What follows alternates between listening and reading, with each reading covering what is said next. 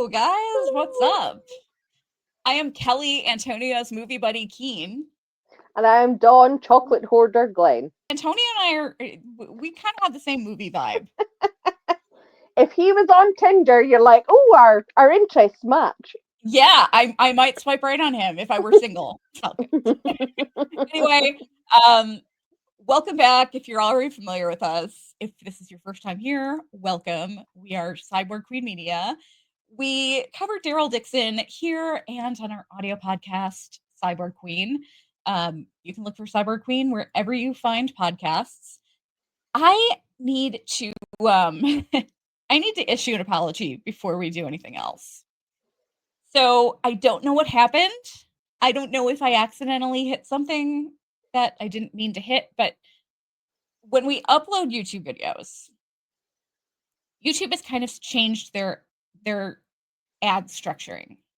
And they you can choose to have your ads automatically added, which I if I recall correctly, I think I used to do that before and then just take out then just move them around however I saw fit. But ever since they changed their ad structuring, if you hit automatic ads, YouTube just chooses wherever they go. Like it could be in the middle of a sentence, and they show ads. I am not joking. Every 2 to 4 minutes. And unfortunately, our last episode, something happened in between because I remember actually taking out the automatic ads.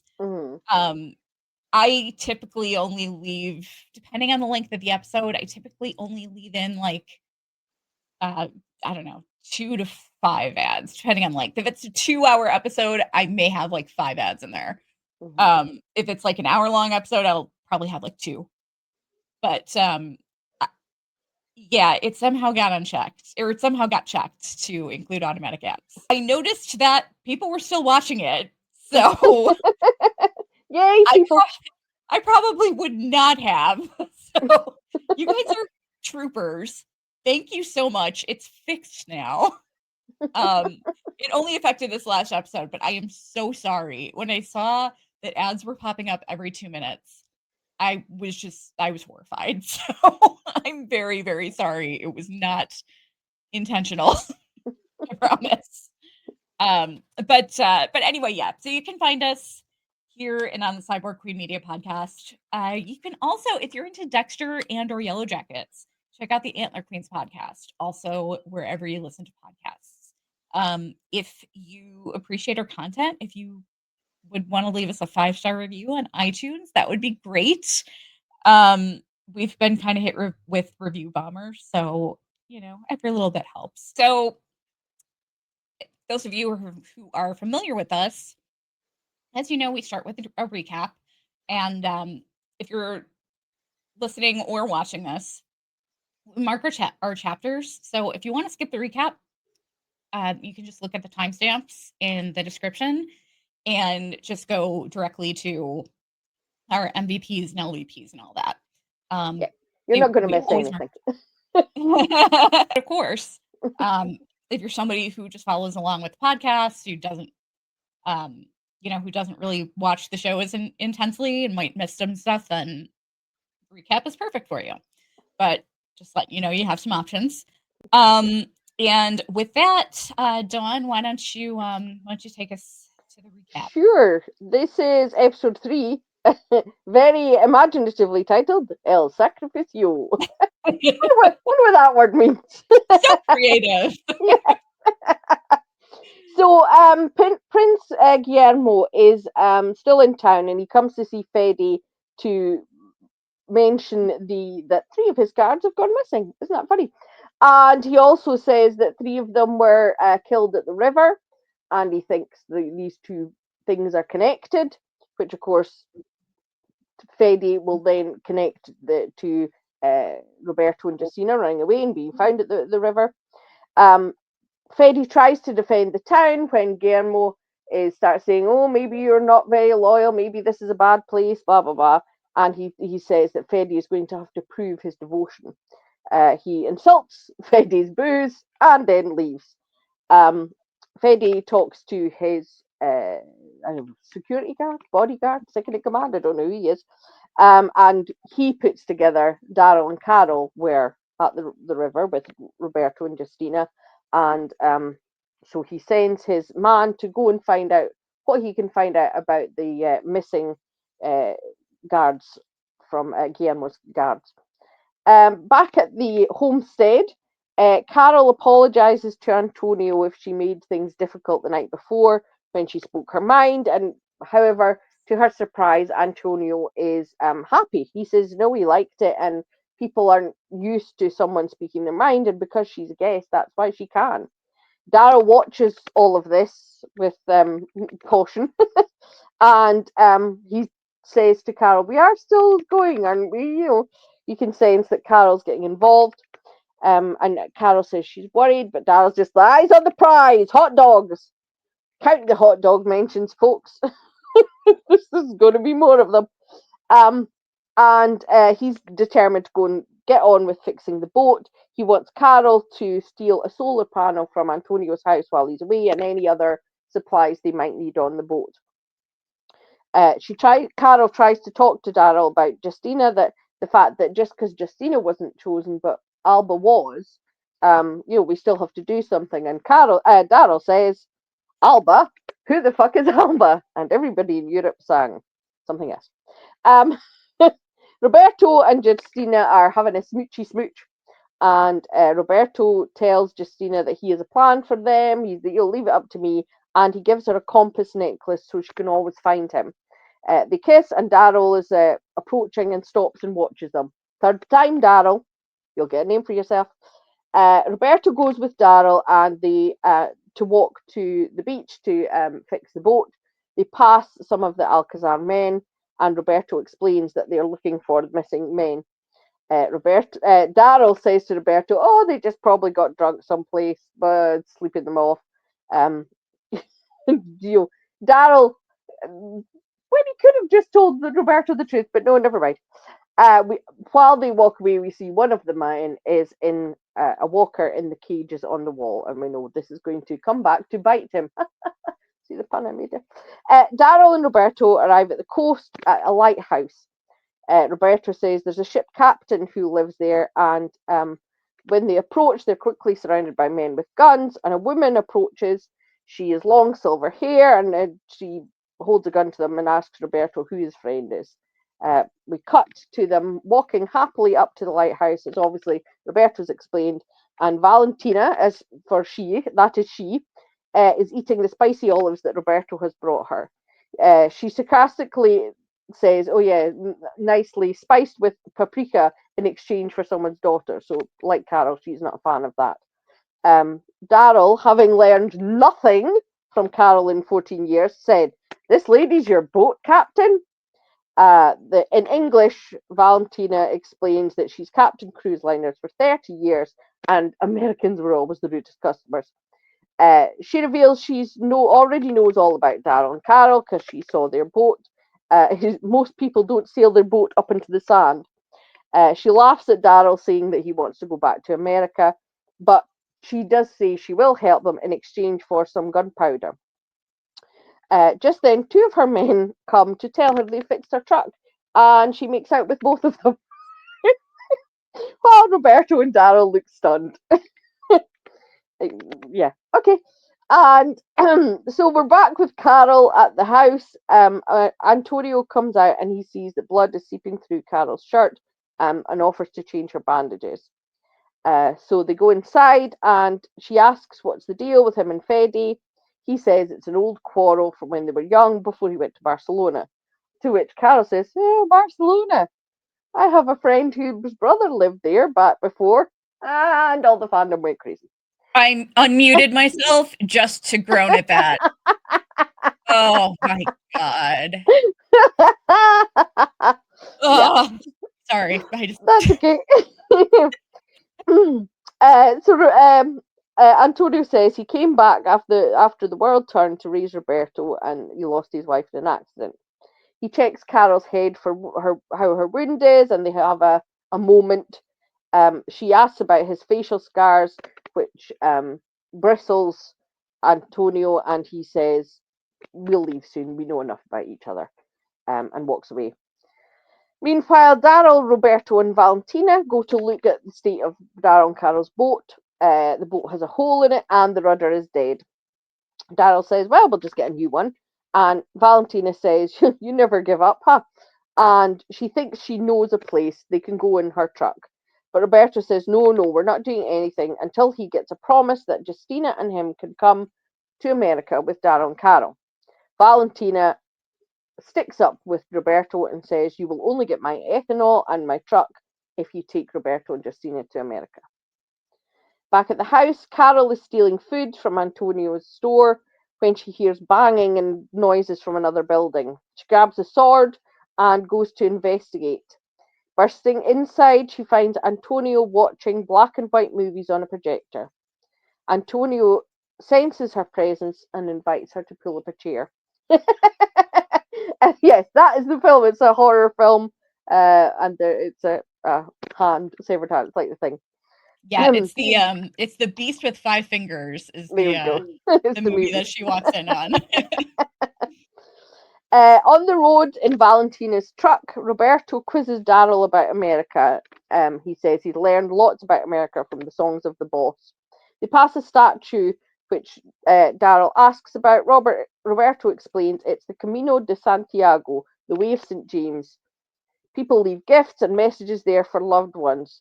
For hundreds of years, pilgrims have walked this trail in search of something. Daryl asks what, and Roberto says peace or hope. In Salad de Mar, Elena and Paz are in bed together, post-coital. Paz refuses to say Elena's husband's name, and Elena realizes he must be looking for her and gets up to go. Paz sees a scar on Elena's back and asks if her husband did it. Elena doesn't answer and just says it was a horse riding accident. Paz asks her to stay, and Elena is emotional with her, but says she has to go, but she will come back and see her again before they leave. Daryl and Roberto arrive at the boatyard. Daryl says he understands why Roberto ran away. He himself ran away lots of times. And we go back to another flashback of Daryl running from his father when he was about 10 years old or thereabouts. When Roberto asks why Daryl ran, he says, different reasons, it's complicated. Life isn't like one of those songs you memorized. Roberto says that's the kind of thing his father would say. And he says, I know why I'm leaving. Maybe you've still got to figure it out. They look around and find a suitable boat with a rudder on the edge of the water. Antonio is explaining to Carol the film they're watching as they drink wine. Carol asks how he built this, and he says he would take Roberto to art houses to find the movies. And he says, when Carol acts surprised, he says, would you not do that to save a Picasso or a Mona Lisa? And Carol just mentioned she's seen the Mona Lisa. Anyway. By the way, it is at this point that they're watching The Exterminating Angel. Which obviously is Carol's own film, The Exterminating Angel of Carol. Yeah. Antonio says cinema is the record of humanity. Our children will need to know how we are, and Carol compares him to Jerry. Antonio says the projector is hooked up to a solar panel, so they'll have to stop watching soon. Roberto and Daryl are trying to get the rudder off the boat. Roberto's in the water while Daryl hammers it out. A lot noise he makes alerts walkers, and one is in the water. Daryl shoots it, but Roberto loses the rudder in the water but escapes. More walkers approach. Daryl fights them off, and Roberto insists on going back into the water, getting the rudder, and Daryl kills all the walkers, and then they crash out exhausted on the beach. Back in Salad del Mar, Justina is sewing with her grandmother, who asks about the compass necklace, and Justina worries she's going to tell, but Donna Marga says, I was young once too, and she says Freddy just wants to protect her. When Justina pricks her finger, Donna Marga tells her to get the key from the medicine cabinet. It's hidden in the little box in Freddy's desk. She might find some chocolate there too. In the cabinet, she snoops to see all the things Freddy keeps for himself, and knocks cigarettes on the floor, lets her see that there's a secret drawer. When she pulls it out, she finds all the ribbons with her name embroidered on it for the ofrenda. She becomes upset and rushes to go to talk to Roberto, but who's not there at the house. But Carol answers and says, I'm someone you can talk to if you want to. On the road home from the beach, Daryl stops the truck at the statue and places Laurent's Rubik's Cube on the statue of St. James. He says it belongs to a kid he knew. Maybe he's got a new one by now. Justina tells Carol that Alba's mother will never survive without her. They're so close. She has no parents. I have no parents, but I get to stay. How's that fair? Carol agrees it's not fair, and Justina feels she has to do something. Carol tries to say, well, sometimes these things happen, and I know how you feel, and you think you could just do something, switch places. Oops, Carol. But sometimes you can't. Justina rushes off with an idea. Carol goes into the house and sees that Antonio has set up a candlelit meal. Carol goes to excuse herself, assuming it's for somebody else, and he says, no, it's for you. You're my company. She compliments his food, and Antonio says, oh, we've got an extra solar panel if you want. He says, you can have anything, tools, candles, food from my storeroom. He's caught on what she's doing, and she apologizes, but he brushes it off because they saved Roberto's life. They talk about Roberto, and she says, you've done a good job, and he says, well, I don't think he'd agree. And Carol says, yeah, but he's young and loved and you can't compete with that. They talk about how amazing Justina is, and Antonio says he worries she might volunteer for the ofrenda. Carol suddenly realizes what's going to happen. On the road at night, Daryl tells Roberto about Ohio and agrees that he will take Roberto and Justina to America. Back in the town, Carol and Antonio arrive looking for Justina. They find Donna Margaret crying. They discover El Alcazar is leaving early due to the missing men. Ferry says, against his protestations, Justina has offered herself in place of Alba, and Carol sees her in the car and tries to stop her, but the car drives away. Now, before we go into, I was kind of doing this at the end a little bit, but before we go into our MVPs and LVPs and our top and bottom fives, I thought this would be a good place to do our crew and additional cast shout outs. Good idea.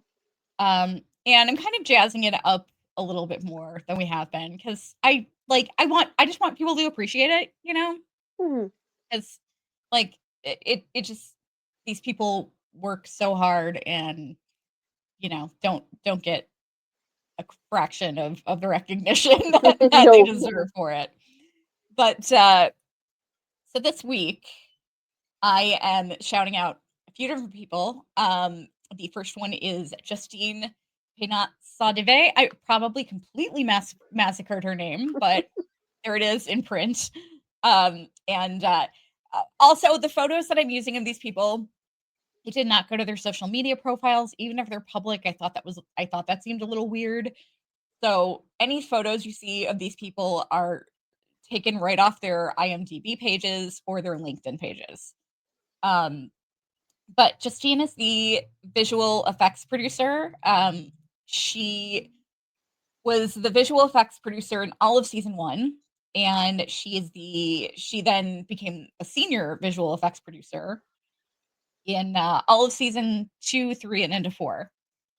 She has also worked on Watchmen, Transatlantic, Eiffel, Calls, The Wolf's Call, Cosmos Possible Worlds, and Quasimodo, which is in pre-production, and on which she is the VFX executive producer. Those aren't all of her credits; those are just some. But she's also won a few awards. She was the 2024 winner of the Digital Creation Genie Award for Daryl Dixon, which she shared with a couple of other people who worked in the same capacity. She was a 2022 winner of the Genie Award for Best Visual Effects in a feature film for Eiffel. And she was a 2021 Genie Award nominee for Best Visual Effects in TV Fiction for Watchmen. She was also a 2020 Genie Award nominee for Best Visual Effects Feature Film for The Wolf's Call. And so she's got some cred.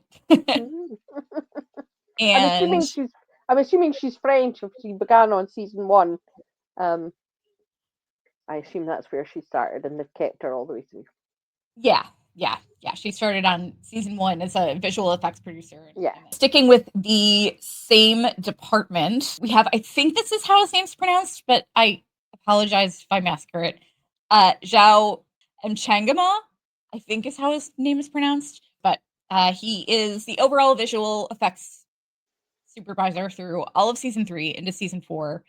He was also a visual effects supervisor on every episode of seasons 1 and 2. He also did visual effects on No One and Nothing. He's also done some writing and directing for various other projects. He also, along with Justine, won the 2024 Genie Award for Best Visual Effects in TV Fiction for Walking Dead Daryl Dixon. And going to another department here, we have Ian Erskine. Erskine's an editor who worked on episodes 104, 201, 203, and 302. Every time I give these shout outs, I make sure that it's somebody who actually worked on the particular episode that we're covering. But he also worked as an editor on Narcos Mexico, Manhunt, The Bricklayer, and Tommy Cooper, Not Like That, Like This, Doctor Who, and quite a bit more. He won he was the 2014 RTS Craft and Design Award winner for Best Tape and Film Editing for a drama for Tommy Cooper, Not Like That, Like This.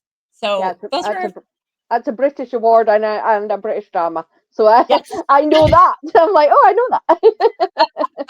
Well done. Yeah, Royal Television Society Awards are a big deal. So well done. Yes. Yeah. So major kudos to all of the hard work that these guys have put in. Thank you so much. It definitely does not go. You might not get all the fanfare that you deserve for it, but it definitely does not go unappreciated. Do you have anything that you want to get into before we go into our MVPs and LVPs? I would just say that AMC released the only Daryl and Carol scene in this entire episode before the episode came out, which is just I don't know what kind of marketing that is, but it's weird. Yeah. Like, it's strange. so the main. I know that's for a lot of people. That's why they're watching Carol and Daryl together, whatever way you like them. Is a big draw, but by putting that scene on releasing that early, and then people that were going to watch the episode and go, oh, well, that's it. Yeah. So that makes it an anticlimax. I'm like, I mean, also, I'm no marketing expert. No, I was just going to say I'm no marketing expert, so I don't know. Yeah. Also, guys, just a heads up. After we finish our highs and lows, we are going to do a special just for this episode. It's not an ongoing thing or anything, but we're going to do a special segment at the end of this episode. That's basically for all the Carol and Daryl shippers. And it's kind of a response to the Paley Fest panel that just happened for the most part. But we'll talk about a whole bunch of stuff. But that will come at the end after we finish our highs and lows. Who gets your Suspenders Award this week? My Suspenders Award this week goes to Freddy for being a big toady. For letting Guillermo push him around, for letting him come and talk to him like he's dirt. And, he should have stood up for his town more and not taken any of that stuff. He obviously is a very strong man and has, he's got control of that whole town himself. So come on, have more faith in your own badness.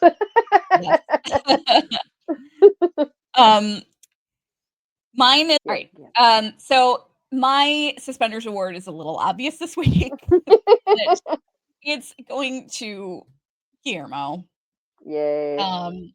Because he's just a scumbag. I mean, so much ick. Like, just talking about how, like, threatening Fede and and saying that there are other towns with other girls. And then, even though we don't really like Fede, I mean, just him extending his hand and making Fede kiss his ring was just Yeah. made me want to throw up in my mouth. Yeah, he's gross. We don't like him. No. Who gets your Angel Wings award? My Angel Wings this week goes to Justina. I love Justina so much. She's so awesome and she's so sweet, and my heart kind of breaks for her when she finds the ribbons, and she's, her vision of her life kind of comes crashing down. But her thoughts aren't for herself, they're for Alba and Alba's mother. And I just think that, she's selfless and giving. She was the one that excuse me, that desperately wanted to help Carol. So I love Justina. She's a really good, and I like the scene with Carol and Antonio talking about how awesome she is. Yeah. Yeah. Yeah, she's my suspender, or not my suspenders. She gets my Angel Wings this week as well. Nothing more to add to that. Just, I mean, pretty much for all the reasons you said. She's Yeah. I felt really bad for her when she found that drawer. Mhm. And it just, yeah, somebody like her, it's just you can't talk somebody like that out of doing something. No, It's exactly. Yeah. it's gonna happen. I do see her as a young Carol. She's Yeah, someone who just cares about everyone so much and will put herself on the line for other people yeah, constantly. So yeah, yes. for sure. So let's go to our bottom fives. My number five, it's just the whole scene with Guillermo. Already Yeah. talked about it. Not really much more to say about it, but it was just gross. Yeah. It was deeply unpleasant. I agree. Yeah. How about you? My number five is Daryl lying to Roberto about the men. I was like, you didn't need to do that, because Roberto clearly hates Alcazar and Guillermo and everything they stand for, and you killed these guys because they were trying to kill Roberto. So you could just go, hey, these three missing guards. I killed them because they knew who I Huh. was and they knew I saved you. Like, he could have just said that. I don't know why he lied. There was no need to lie. So I found that annoying. Yeah, yeah. That was pretty annoying. Yeah. Yeah. Um, my number four is fucking Daryl. Like, I wanted to smack him. This lady's your boat captain. Um, since when did Daryl become a raging misogynist? Yeah, that was mine. I was going to put that at two, but we'll just move it around and we can both speak about it now. Yeah, I Yeah, mean, mine really aren't in any kind of order most of the yeah, time. yeah. It's But yeah, just kind of, yeah, it's just yeah. kind of So yeah. Why would earth would he say that? That yeah, I said it in the recap. He's had 14 years with Carol, being more kick-ass than most of the men. Why on earth would he go, that's a sea captain? right? Like, you know what I would have done if I were her? I would have pulled the Shauna Shipman in Yellow Jackets when she like shot at Melissa. Oh yes, yeah, yes. I think she should have just nicked his ear or something. That would have been fine. Yeah. Yeah, that was just so ridiculous. I Yeah, was not yeah, a for fan of sure. that. Okay, so that was both our number fours. So what's your number three? My number three is my friend whose brother lives in Barcelona from back before. That was so subtle, wasn't it? I oh my god. I almost went blind because my eyeballs almost rolled out of the back of my head. Since for those of you who don't know, Yes, you um, better explain it. yeah, what Carol was referring to is Rick Grimes' brother Jeffrey Grimes, who there was a special comic. It wasn't part of like the main series of comics. It was a special comic. I think it was called was it called the Alien? I think so, yeah. Yeah, I haven't read that one, I have to say. I didn't read that. me either. I No. did not either. It was basically a spin-off comic of The Walking Dead, and it was, I mean, I think it was like, was it a single issue or was it like Yeah, a I few think issues? so. No, I think it was a single issue. Sorry, I'm getting attacked by a moth. Okay. So anyway, it starred Jeffrey Grimes, who is Rick Grimes' brother, who has never been brought up in the Walking Dead TV universe. Nope. But now suddenly in a spin-off, he's a thing. Like I would have, it would be kind of cool if there was a nod to him in the original series, maybe. Yeah. But like, I just it scares me that he might pop up. I don't think he's gonna pop up. I think it's just a shout out to all the comic fans who were all like, "Oh, they're going to Spain. They're going to meet Jeffrey." And no, that's not gonna Yeah, happen. I just it just makes more sense for Jeffrey Grimes to not exist in this universe. Yes, yes, I Um, agree. Yeah, which is why, like, I love a good Easter egg, but this one just doesn't yeah, fit. It doesn't fit in with anything. It's just so yeah, it made me roll my eyes. yeah. Okay, my number three is all the cinema stuff with Carol and Antonio. Not for shipping reasons, but because hello, we did this storyline with Ezekiel. Yes. At least Carol mentioned Jerry. I was happy about that because I'm like, are you not going to mention your ex-husband and how you went, we did all this to get a thing for it, and how he had this big speech about how important it was to have film. Yep. Yeah. I did kind of, but you know what though? It made me think of, because I picked up on that right away. It Mm, like immediately brought me back to that, and it made me think of the episode where they went to go yeah, retrieve the light bulb. the light bulb. Yeah, Um, which I really liked that episode, by the way. But came face to face with the highwaymen who seemed like they were a pretty rowdy, difficult bunch at mm, first. Carol suggests letting them come to the kingdom to watch movies, and they were all over it and just willing to immediately be mercenaries for them because they hadn't seen a movie in years. Like, why couldn't they just maybe try to make this deal with El Alcazar?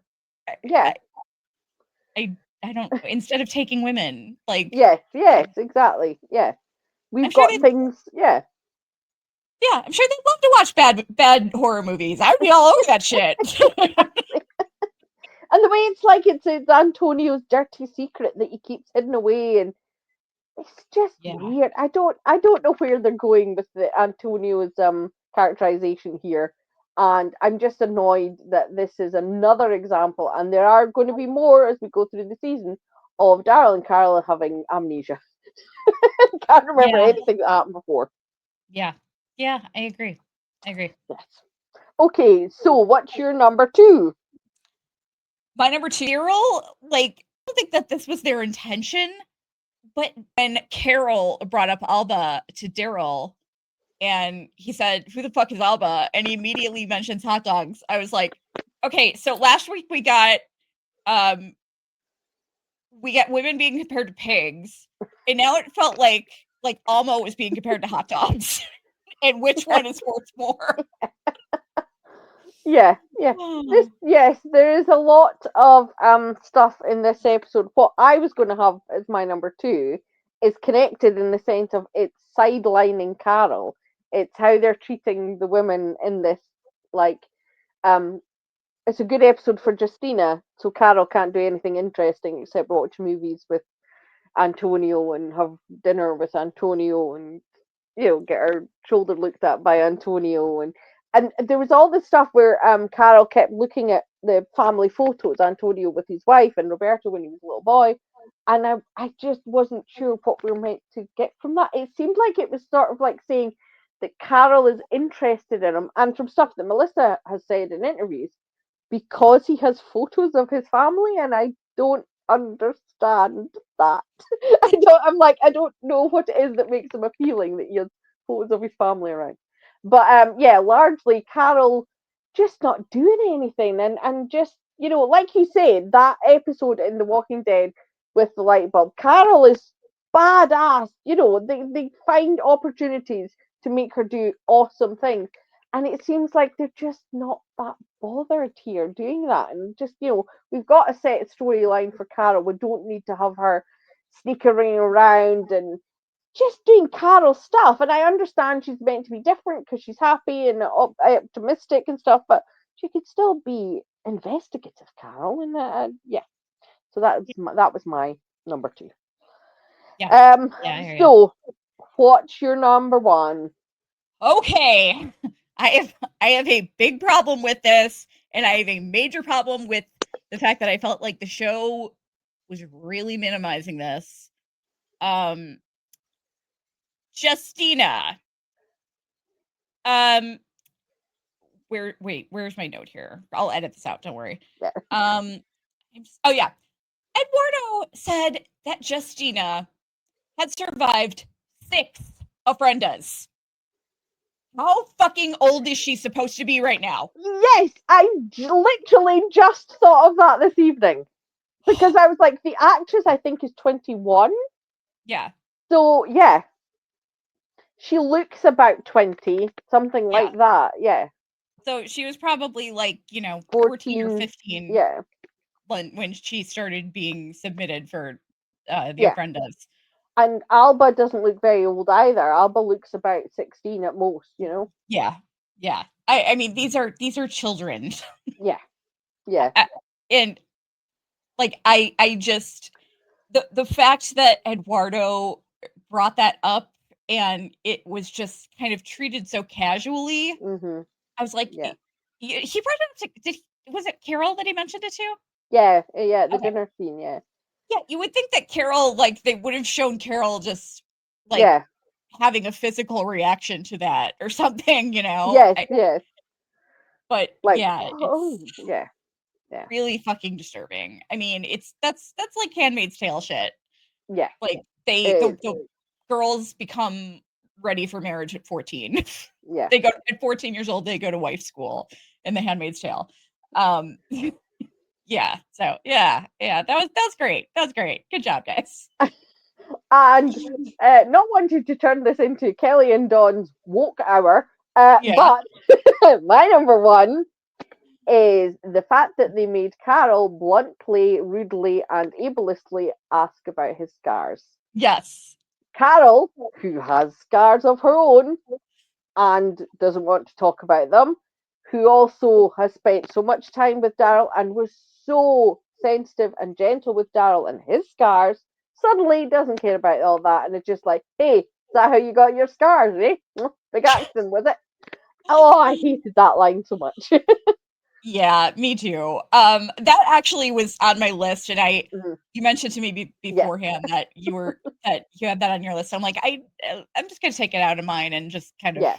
rearrange stuff. But so yeah, that was originally on my list too, and yeah, it's like it's painful. That something like that is painful for me because I have a scar that if anybody asks me about, I'm either going to have to hold myself back from punching them in the face, or I'm going to make up a story that is either wildly unbelievable, like I saved 20 kittens from a tiger's mouth or something, or is like just going to make them feel like absolute shit. Yeah. Yeah. um, Is our PSA, do not ask anyone how they got their scars. please Let don't. them, yes, please don't. And I mean, they started that off in the first season with Daryl in the bath and grabbing Isabel's wrist and looking at her scars. And oh, I just hate how they're using scars in this. And look, it's a post-apocalyptic show with people who've gone through awful, awful stuff. So we are glossing over their PTSD that they would really have, that they would just be wrecks. That's Yeah. okay. That's an overall thing in the whole of their world. We can just accept that everybody is dealing with it a bit better than they should be. It's the fact that we know Carol has been in this situation and has dealt with it sensitively, and this time she doesn't seem to care that she's being insensitive. I don't like that because I think Carol's better than that. Yes. Yeah. Can I tell you the funniest story? I posted something in a Facebook group once for I'm in a bunch of different Facebook groups for like um just lifestyle Facebook groups, like ADHD Facebook groups and stuff like that. And I'm in a Facebook group for people with various orthopedic issues. We share tips and stuff. And I've had a shit ton of surgery. I've got a bunch of metal in my body, but I have a scar like on my back is full of scars, but I have a scar, like a pretty deep scar right on the top of one of my butt cheeks.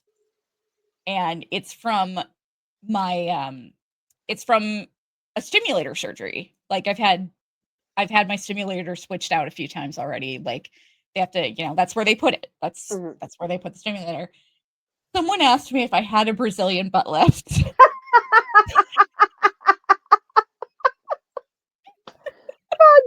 Fantastic. Well, that's quite the compliment. because I had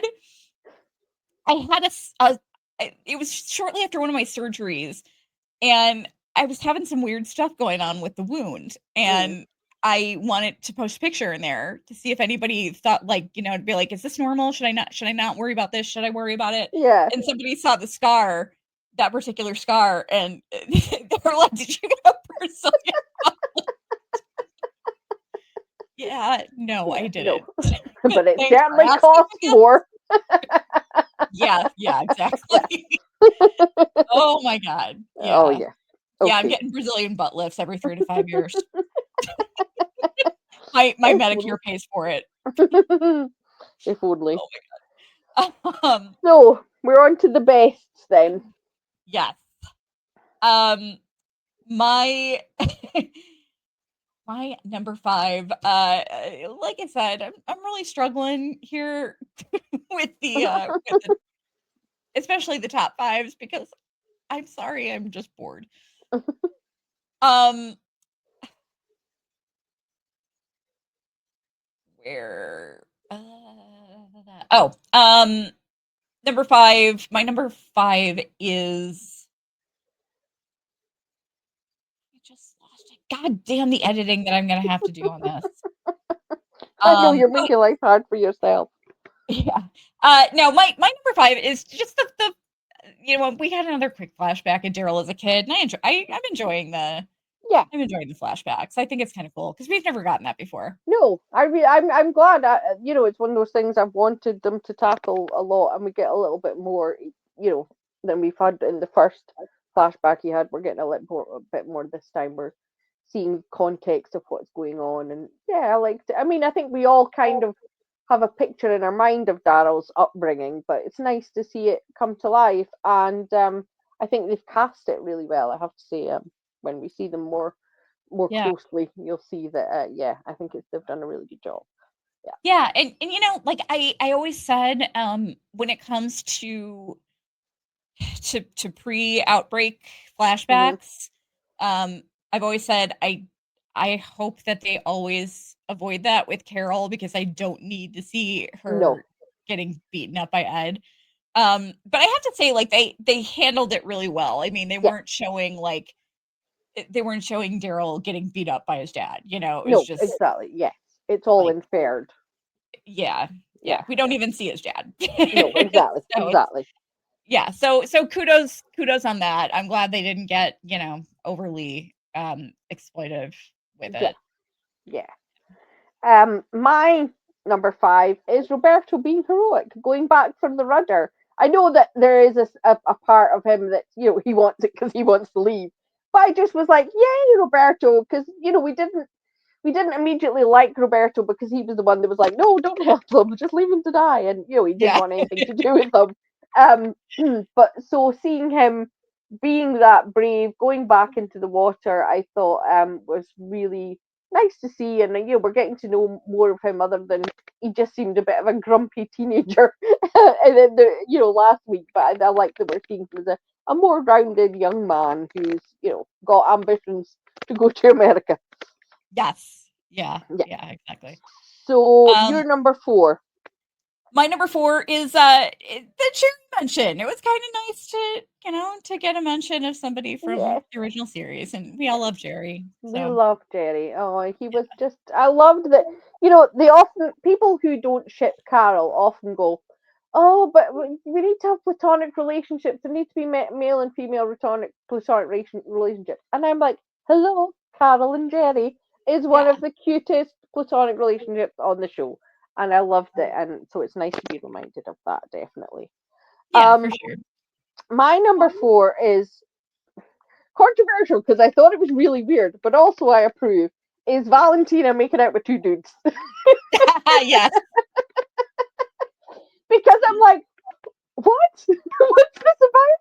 But I'm like, I am here for an older woman who's attractive to young guys and who just, makes it clearly has a little bit of something with several men, and good for her. Right on, Valentina. You get post-apocalyptic sex wherever you want it, as long as it's Yeah. consensual.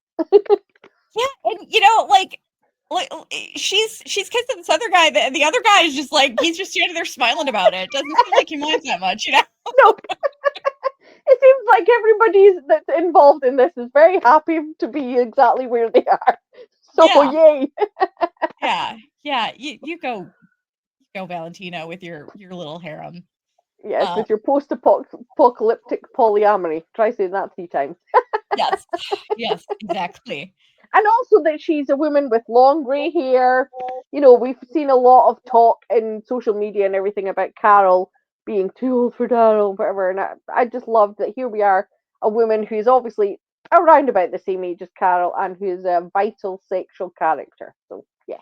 Yeah, yeah, for sure, Yeah. for So, you're sure. number 3. My number 3 is I just I really liked the scene with Carol and Justina. Yes. I just loved the two of them together. Justina is like I've really taken quickly to Justina. Hmm. I love Justina and Pat and Paz so Yeah. much so far. She's just got such a good heart, and Hmm. I loved the two of them sitting together. And Carol's just like, we're seeing kind of a different Carol because like she was comforting her in a way that we've seen Carol comfort people before, but this was kind of very different Hmm. for her. And I think it's because, we saw in the first episode, Carol said that she had a lot of inner peace now, and she didn't have kind of this as much of a nihilistic Yeah. outlook on life. Um, and so she's coming from a different place than she has before when she's talking to Justina in this episode. And I really Yeah. liked it. Yeah. I had that scene as my as mine as well. I like the fact that it was 2 women talking. Admittedly, they were largely talking about men, so Bechdel test not great. Yeah. But I could see it as Carol speaking to Lydia if Lydia was still in her life, because when she had that bond with Lydia at the time, it was very painful because, as you said, Carol was so nihilistic, hated herself so much. There was a lot of pain and things going on under there. But by the end, they in season 11, when they had that nice hug and Carol was telling Lydia, grab happiness wherever you can. I feel like this is the kind of Carol who's accepted that she's lost her children, and is now someone who can embrace young people and give them her wisdom and her life experience and the pain she's gone through, without that barrier she had up of, I can't get too close to them, or I'm going to be hurt. And I think it's so nice to see her drop that barrier with Justina, that she's just like, yeah, I'm come to me, rather than all these young people she tried to push away and they just came to her, like Sam. Um, it's nice to see her welcoming it. I really love that. So yeah, that was Yeah. my number 3 too. Me too, just to confuse you. Okay, so what's your number two? My number two is I I laughed so hard. Like I had to make a double. I there's a tie for my number two, okay? Okay. Because I had to squeeze this in somewhere and I didn't know where to put it in. Um I cracked up at the ass of the world. Um and all I could think of when I heard that line was that sounds like some people's Twitter accounts.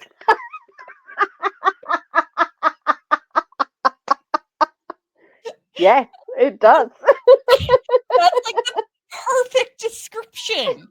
That's the most perfect description I've ever heard of some people's Twitter accounts. The ass of the world. Yes, Um, I absolutely agree.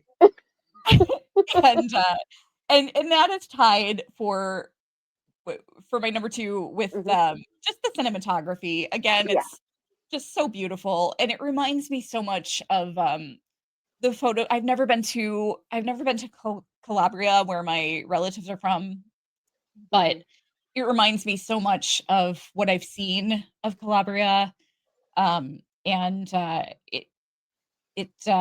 it's a place I've always wanted to visit, and just, like, the all the beautiful drone shots and Oh yeah. everything, it just reminded me a lot of that, but it's just yeah, it's beautiful. The cinematography is always Yeah, beautiful in this show. and the locations they found are stunning. The lighthouse. That location is just beautiful. Yeah, yeah, Um, I don't know and the where fact that that they're is filming actually. in an actual ghost town is so Yes, cool. yes, it really is. Yeah.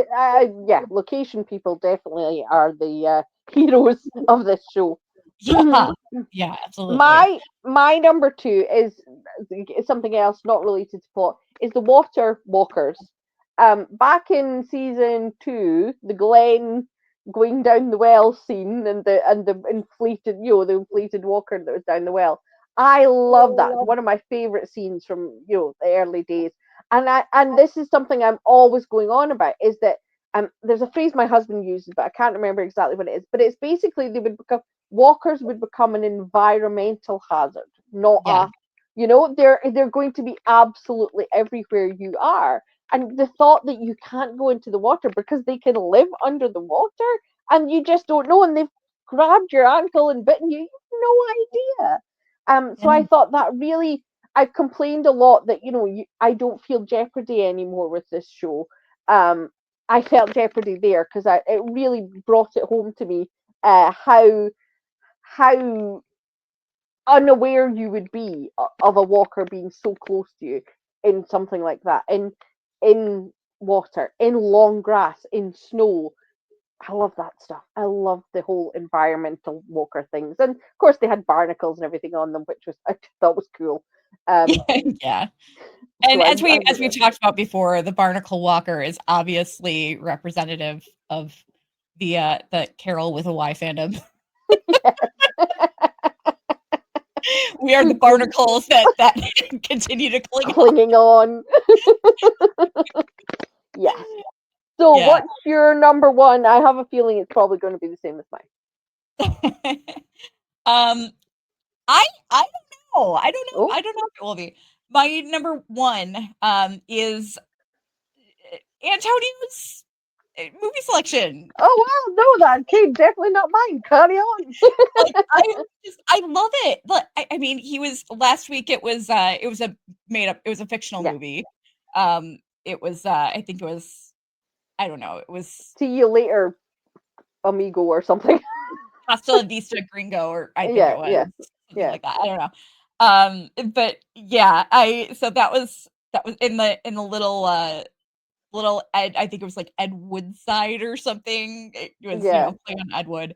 And this week he's watching The Beast with The Beast with Five Fingers and Exterminating Angel. I love his movie selection, and I would totally hang out for a movie night with him anytime.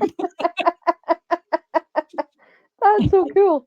No, my number one selection is I'm back on my woke bandwagon. Um, is has her the representation of Paz's gender, Yes. because I loved that last week. Elena referred to Paz as a Hitina cowboy, which apparently means gypsy cowboy. And this week in the bed scene, Elena says to Paz, "You're so handsome," and I was Yes. like, "Oh wow, well done them. That is really impressive."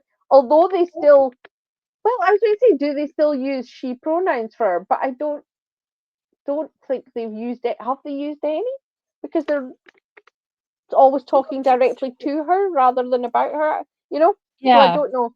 I'm using her, but um, perhaps Paz goes by they them, or Paz, and there's another scene later on in the season. I won't spoil it, but which adds to this pile of evidence that perhaps Paz, given different circumstances, would have been a trans man, and the fact that they've had Elena affirm that for Paz with these comments and compliments, I thought was just so refreshing. And I'm complaining about various things like the ableism and like the misogyny, but it was just nice to see a representation of trans identity or non-binary identity in this show, and well done to them for doing that, because in this current temperature, this current climate, it's a very rare and brave thing to do. So well done to them. Big applause for that. Yeah, that's huge. I don't know how I didn't even pick up on that. There we Like, go. I did not even I just it completely escaped me for some reason. But yeah, no, that's awesome. I don't yeah, because I didn't remember what she had said to her in Yeah, last week's episode, but I did notice that she called her that she, or that she yeah, called Paz. I'm just gonna refer to going forward, I'm just gonna refer to Paz as they yeah, them because it's just easier. yeah. I did notice that she told Paz, "You're so handsome." Mhm. I did pick up on that, but for some reason, I didn't think about it. It kinda just, like, Yeah, went in and went out. Um, I just totally forgot about it. So, yeah, yeah, thank you for bringing that up. No, that's huge. yeah, That's really awesome, especially on a show like this, yes, where this is a character who could be either non-binary or transgender, yeah, but you wouldn't necessarily know that because they're living in a post-apocalyptic yeah. world where they can't really express themselves No, correctly. the only thing you can sort of look at is that a lot of the women in the town are dressed in old-fashioned women's clothes. They're wearing dresses, a lot of them, and Paz is obviously wearing a sort of cowboy type outfit, with this sort of leather, I think it's leather jacket and trousers. Yeah, So, and the fact that Paz has long hair may make people not see that, yeah, because they immediately associate, oh well, long hair must mean that they are identifying as a woman, but that is not necessarily so at all. yeah, And the fact that the person closest to Paz, Elena, who loves her, is the one who's using these terms, and is the one therefore affirming this identity that isn't female, is awesome. And I just, I can't believe I'm talking about this as being in Daryl Dixon. So well done. I know, and in the same episode where Daryl is a misogynistic prick, and right after we had women compared to pigs, it's like, Yeah.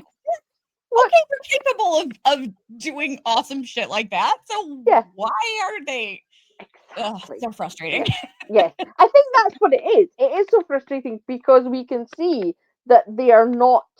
I don't think they're deliberately being misogynistic and things. They're just blind to it, and whilst they're doing this other good stuff. So I think that's why it's even more frustrating, because we know they can do great stuff. Um. Yeah. Yeah, for sure. I wanted to give it an honorable mention. I didn't put this in my top 5 because it's not necessarily canon, but more Mhm. based on comments that came out of panels. Yeah. And it's an honorable mention for my bottom 5. Daryl with the Rubik's Cube. This is like Norman Reedus compared Laurent to a puppy that he found on the side of the road. And when David Zabel made a comment about, Daryl loving Laurent, Yes. vehemently denied it. Yes. Vehemently. They were arguing on stage about it. I mean, Yeah. to the point where it was embarrassing. Yes. Yeah. When a reporter puts that in their article, doesn't cut out, by the way, while I'm reviewing these people, they started arguing, that's something, but the reporter keeps it in. Yeah. And it just there was just a lot of cognitive dissonance going on there with him stopping and putting the Rubik's Cube there. I mean, I'll just say, without spoiler, that I suspect that cognitive dissonance is going to come up again several times this season when we hear the post-episode press. I have a feeling that Norman Reedus and David Zabel are going to be saying different things about some scenes. So that's my psychic dawn prediction for the future. Watch out for it. Yeah, I hear ya. But I'm glad that I'm glad that another little honorable mention here. I'm glad Roberto knows about Bruce Springsteen. Yes. It's funny because I tried to think, how old would Roberto have been when the world turned? Yeah. I don't know. What do you think? 12, 10, something like that? Yeah, maybe something like that. Yeah. So Yeah. he maybe would have remembered some stuff from his childhood, but obviously the boss has stuck around. I loved Bruce Springsteen when I was 10 years old. Yes. The kind of Loved music Bruce. 10 years old love. A 10-year-old boy especially would be like, yes, Yeah. this is my music. I mean, I like Bruce Springsteen. I mean, I think like his older stuff is some of the best songwriting I've ever heard. But yeah, I've never loved Bruce Springsteen nearly as much as I did when I was 10 years old. and Born in the USA was like the big album, and Yeah. I was obsessed as a kid with Bruce Springsteen. He is big in the UK, but he's not nearly as big as he is in the USA. He's just obviously he's like a folk hero in the US. Yeah.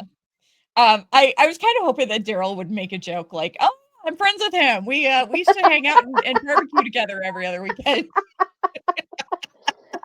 And Daryl was being quite funny in this episode. I was like, oh, he's quite, when he was with Roberto, he's, oh, there's shit tons of corn. And I don't know, it certainly was better than the description he was giving Isabel with fireflies in the end. So I was like, I preferred this scene. Oh, man. So is there anything else you wanted to bring up before we? I think that's, I think I've covered everything I want to cover.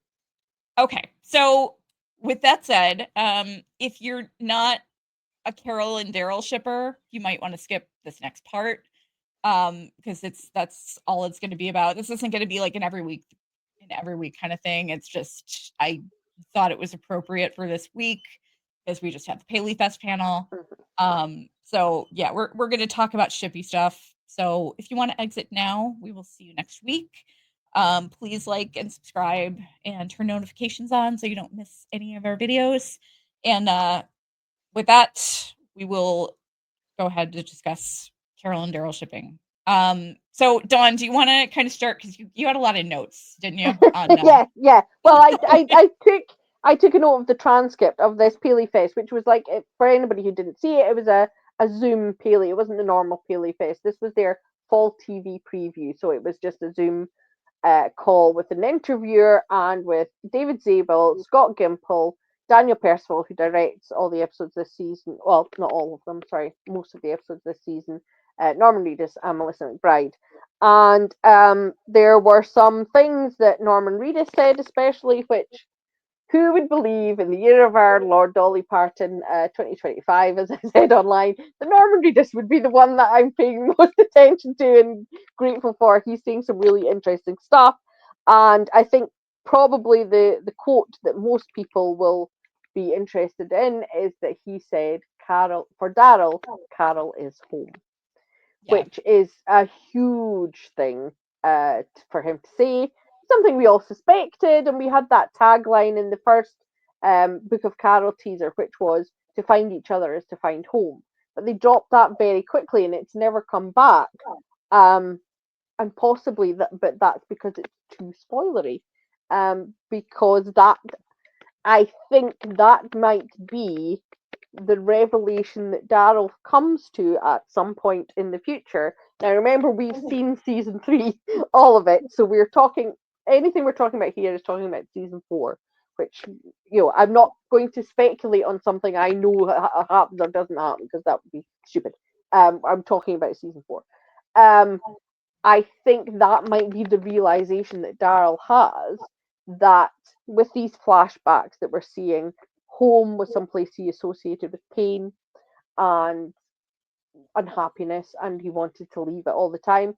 And I think so for him, perhaps America, he's associating that, and so he's learning to change his idea of what home is in his head, and it's Carol. It's the safety, the warmth, the acceptance, and I can say all this even in terms of them being platonic. This all can be platonic as well, but she is his home. But he also he went into great. He's been saying a lot of the very similar things about mentally where Daryl is, and um, he did say that when in France, the last person and the only person that would matter in the situation that Daryl's in would have been her. The only person that could make a difference in a big way would have been her. And the fact that those two characters can sort of feel that state the other characters are in without judgment and would go to the ends of the earth for that other person, and they just want that person happy and safe, I think is very rare. Um, the one person he needed to see is the one person that showed up, and that bond they have is like that. Um, and I think he is talking about. He mentions a couple of times Daryl is happy for Carol. Presumably this is to do with Carol and Antonio. He likes seeing nice things happen to her, he says. But he made a quote that if you ignore that very last bit where he speaks about Carol and Antonio, he says there are certain things that are happening around him that are giving him pause and letting him experience things that he's never had, that he's probably realized he's never going to get the chance to have, especially with Carol. And that's when he said that I think Carol feels like home.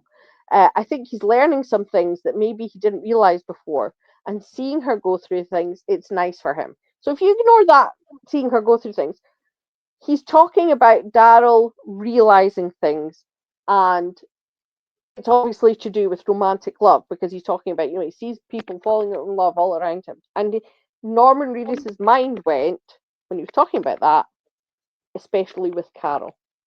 And I thought that was very interesting that Norman Reedus's mind connected that. And it goes back to an interview with, I think it was Comic Book with Katie Doll that Norman had last week, I think it was, or the week before. And she asked him about Daryl's happy ending. What is, she was bringing up that if Daryl has his happy ending, isn't that the end of the story? And Norman Reedus was being very doing a Norman Reedus and didn't really answer that question. And he started saying, she said, finding his happiness means maybe his story is coming to a close. Norman Reedus replied, who knows? I don't know. There's a big we hope Daryl's asexual vibe.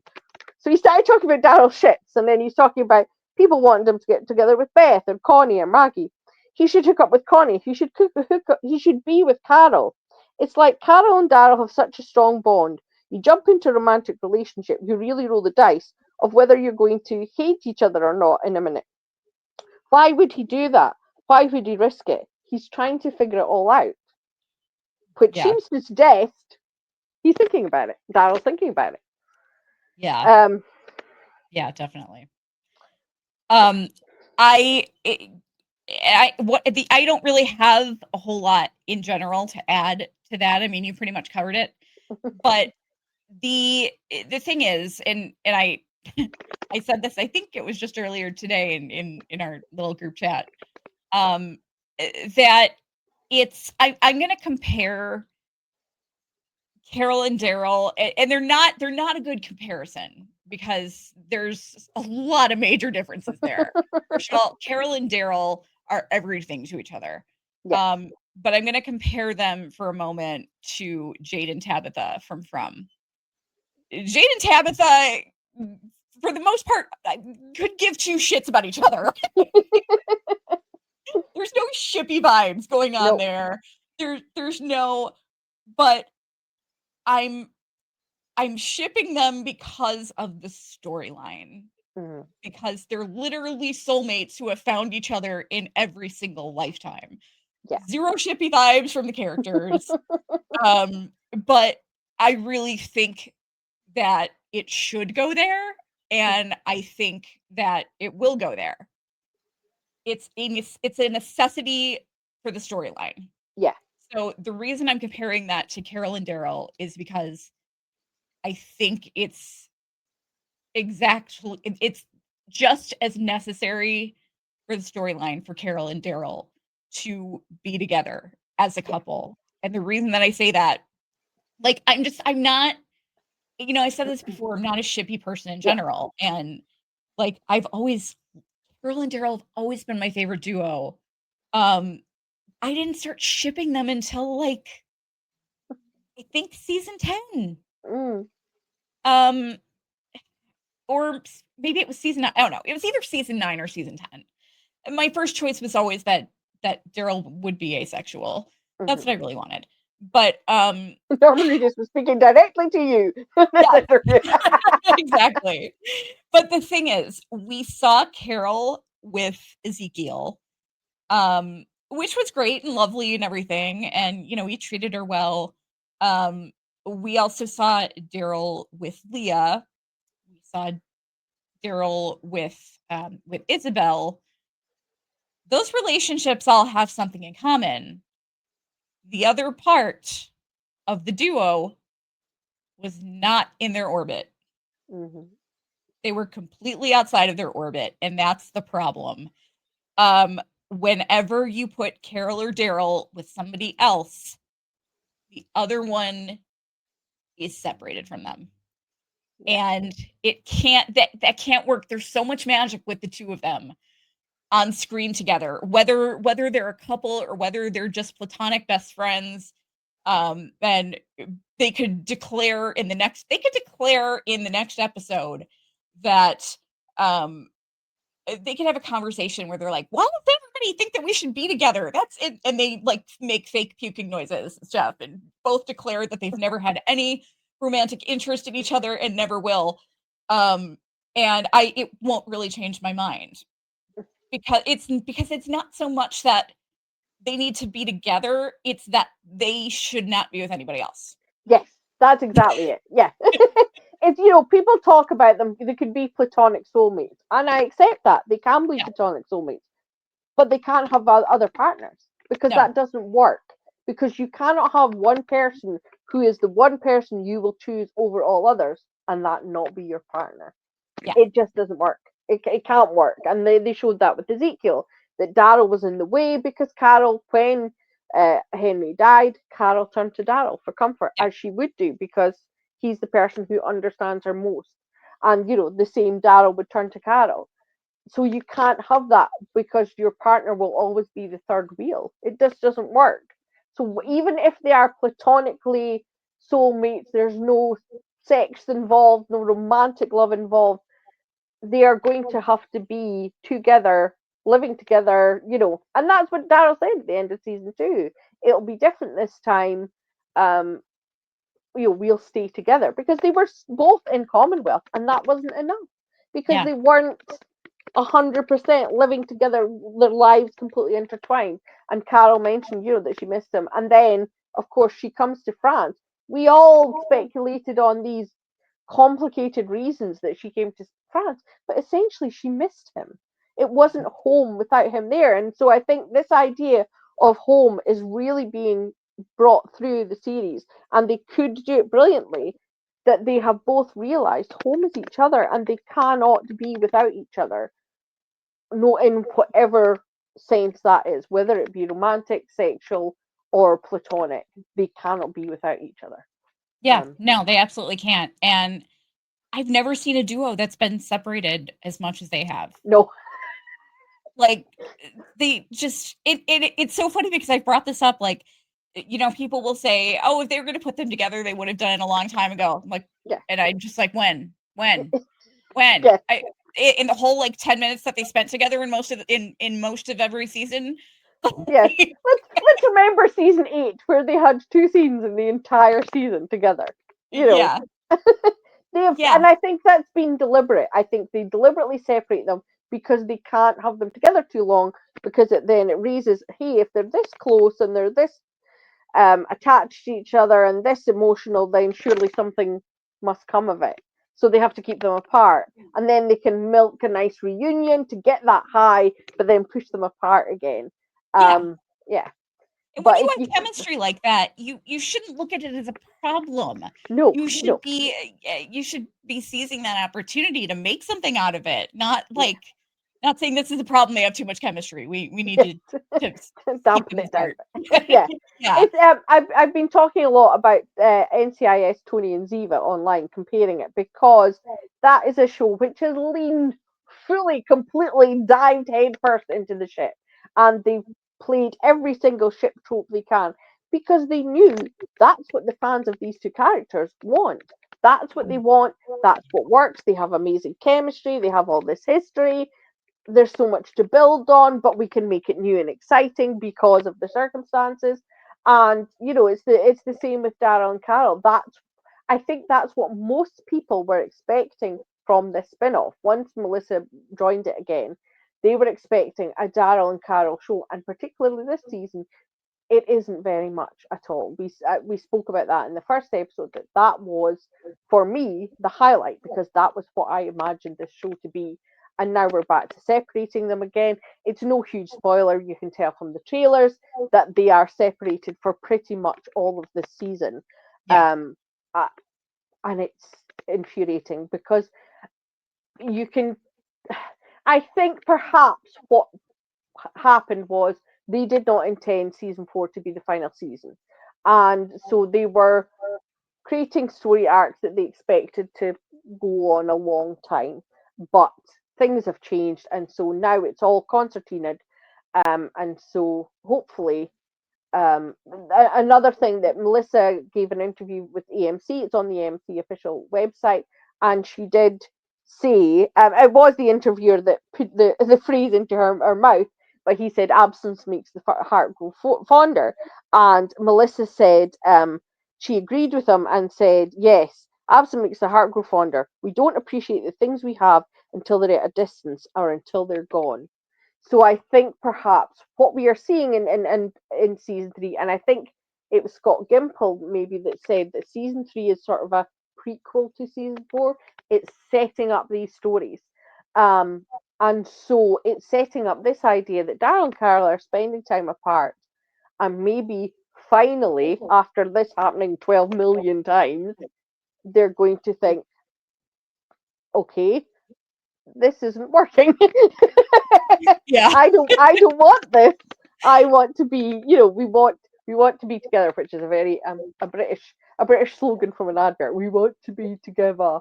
And I think that's where we're heading. I will say I'm not convinced necessarily that it's going to be romantic, Carol, but I think what we're going to see is them choosing each other over everyone else. And I'm delighted about that. If we don't get romantic canon, I will be sad about it and will moan for eternity. But I'm okay with it as long as that relationship, the way you described it, that it's there, they are these soulmates that cannot and that should be together with no other partners. As long as that is how it ends, then I'll be happy. Yeah. I mean, I would be so much happier if they did an interview where they declared that Carol and Daryl are going to be platonic. They're never going to get together, but we're not going to see them in any other Any relationship. other They're going to relationship. be, Yeah. I would be so much happier with that Yeah. than them saying, yeah, we may get romantic, Carol. I don't know, but they might throw in some other relationships. Yeah. It doesn't work. It does not work. No. It's failed them time and time again. It And does not work. it doesn't work for the show either, because both for Carol fans who want to see them together, but also for fans who hate Daryl and Carol as a ship, or Carol particularly, or whatever, because they watch something. For instance, the people got invested in Daryl's relationship with Isabel and really enjoyed it, and then were furious that they killed Isabel off, and understandably so, because they thought this was going someplace. They thought this is Daryl's one chance at happiness. He's found the one, whatever. And then they killed them off, and that's what's going to happen time and time again. Is that because it does not work with another person? So it's not good for the audience, and it's not good for Daryl and Carol. So stop it. Yes. And just to add to that, like Daryl and Carol were always far and away my favorite duo from any show. But recently, I've grown to my love for another duo has kind of been placed right alongside them, and that is very much definitely not romantic. And that is Dexter and his son Harrison. The actors have so much chemistry, and their shared storylines are fantastic. They're amazing. So what happens this season after they started the season with Harrison thinking Dexter was dead, and he pops up in his life reluctantly because he didn't think he was a good role model for his son, and he wanted to stay out of his life. He thought his son was better off. Harrison was in a bad spot, so Dexter just popped up because he had been keeping an eye on him, and they mended their relationship and fixed it. And then what happens? Harrison ends up basically moving in with Dexter. And again, they're creating more shared time between the two of them. And that's the key to it, isn't it? Yeah, the actors have so much chemistry with each other, and it's like they need to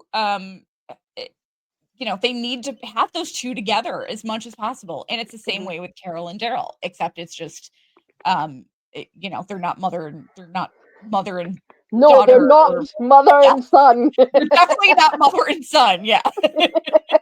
But it's the same kind of deal. Like, no, people would flip if they separated Dexter and Harrison at this point. People would flip, which was a worry, and at about the end of the season. And that's why, like, they should not keep Carol and Daryl apart for the same reasons. Yeah. I mean, they're just Dexter and Harrison are everything to each other. They're the most important person in each other's lives, and that's how it is with Carol and Daryl. Whether it's just as best friends or romantic partners, that's how it is. And they will never be able to put anybody before the other. And that's why them being in other relationships doesn't work. It's not about them being together. It's about them not being with anybody else. Yeah, exactly. I just to say, Scott Gimple did say something else in his Gimple speak. Very interesting. He said he was talking about season 3, and he said Carol and Daryl have all this emotional growth together, like with each other and with other characters. And how what's their emotional growth? What could it be? Because they're already what they are to each other. So what other emotional growth can they have other than really accepting what position they want this person to be in their life, and whether they're romantic or not, they want them to be the one. They're one person. Yeah. If you want to hear me read me talk more shippily, do follow me on Twitter on my non-writing account, my general fan account, which is Ickles a Twit, IKKLE. I spell it IKKLESATWIT, which is where I do a lot more speculating and fangirling out about shippy stuff, which I try to slightly keep off my professional account. Yeah. Fail sometimes, but there you go. I'll put our social media handles in the episode notes. But did you have anything else that you wanted to mention in regards to shipping or anything else? I think that's all we've got at the moment. We've got a few more interviews coming up. We've got the Malaga Comic Con. We've got New York Comic Con, and we've got this Bitcom thing, TV thing, but that's only going to be half an hour, so I can't imagine we're going to get anything of great value from that. But lots more interviews to come. Gotcha. And let everybody know where else they can find you. Yeah, you can find me every week on the custardtv.com, reviewing the latest TV shows. But this week we are going to be talking about I'm telling lies. That was last week. Black Rabbit, the new Netflix drama with Jude Law. We're also talking about the return of Slow Horses, one of our favorites. I'll be writing weekly reviews of Slow Horses this year on custard.com, and you can also find me on Made for TV talking about women and underrepresented groups in television. And you can find me here. You never leave. Yes, I never. I'm stuck in YouTube. Somebody please let me out. It's like an episode of Black Mirror. I'm stuck in the screen. Now, you can find me here, and on all of the Cyborg Queen podcasts other than Alien Earth, but please check out our Alien Earth after show every Wednesday night with Jazz and Steve. They've been collaborating with Sci-Fi Vision on that as well. So only one more episode left. So please, it's 11 p.m. Eastern time every Wednesday. Please check that out. I can also actually both Dawn and I can be found on the Antler Queens podcast as well, where we're Dawn and Jazz and I talk about Yellow Jackets, and Jazz and I talk about Dexter. The rest of our coverage from Severance and everything else we talk about can be found on the Cyborg Queen podcast.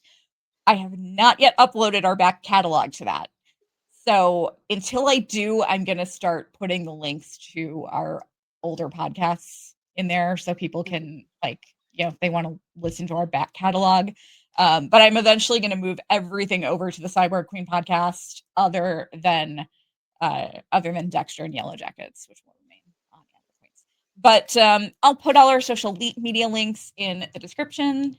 And we've got some exciting things that we're working on right now. So I can't wait to be able to talk to you guys about them. So it'll be really fun. And with that, by the way, I can't believe I almost hit exit without hit end recording without bringing this up.